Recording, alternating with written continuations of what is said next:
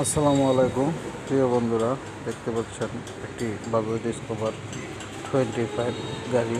এই গাড়িটার প্রবলেম হচ্ছে গাড়িটার টাইমিং চেন মনে হয় 1-1.5 মাস আগেও লাগাইছে অন্য জায়গায়। তো এইটা টাইমিং চেনের সাউন্ড আসে, খ্যাটখ্যাট খ্যাটখ্যাট সাউন্ড আসে।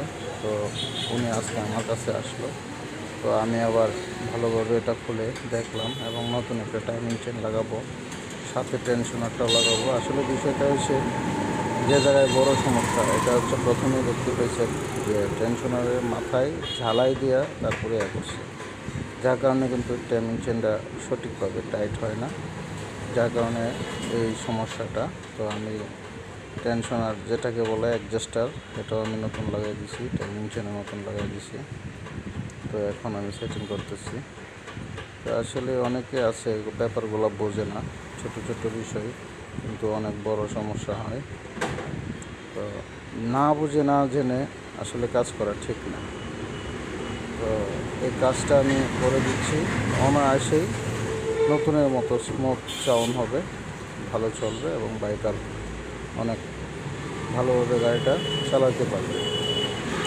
তো আসলে যে কোনো গাড়ি হোক, যে গাড়ি হোক, সঠিক রোগে সঠিক ওষুধ দিয়ে কাজ করতে হবে, তাহলে আপনার কাজ সুন্দর হবে এবং বাইকার গাড়ি চালিয়ে খুশি হবে, সন্তুষ্ট থাকবে আপনার প্রতি। তো এই ছিল আজকের এই কাজটা। তো টেনশনারটাও আমি অরিজিনাল লাগাইছি, টাইমিং চেনটাও অরিজিনাল লাগাইছি। তো এখন আমি এগুলো সুন্দরভাবে সেট করে দেব। তো তার সাথে আরেকটা জিনিস না বললেই নয়, মোবিলটা নষ্ট হয়ে গেছে, মোবিলটা আমি নতুন লাগাবো। তাছাড়া এখানে রাবার গ্যাসকেট যেগুলো আছে এগুলো আমি নতুন লাগিয়ে দিব, দেখতেই পাচ্ছেন।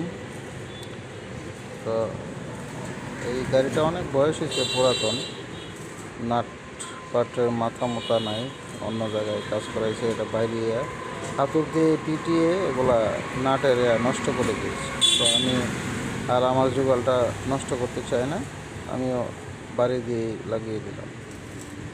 তো কেমন হয়েছে সকলে জানাবেন। আরেকটা বিষয় হচ্ছে, কাজ ভালো হলে কাজের অভাব হয় না। আরেকটা বিষয় হলো জানা থাকতে হবে, আপনি যদি না জানেন তাহলে করবেন কোথা থেকে। কাজটা জানতে হবে, তারপরে বুঝতে হবে, তারপরে করতে হবে। তো ঠিক আছে, দেখেন। তো এরকম সমস্যা যাদের আছে অবশ্যই টাইমিং চেন পাল্টানোর সময় টেনশনার, আরসিসি, টাইমিং অ্যাডজাস্টার এগুলো সুন্দরভাবে দেখে তারপরে আপনি টাইমিং চেনটা নতুন লাগিয়ে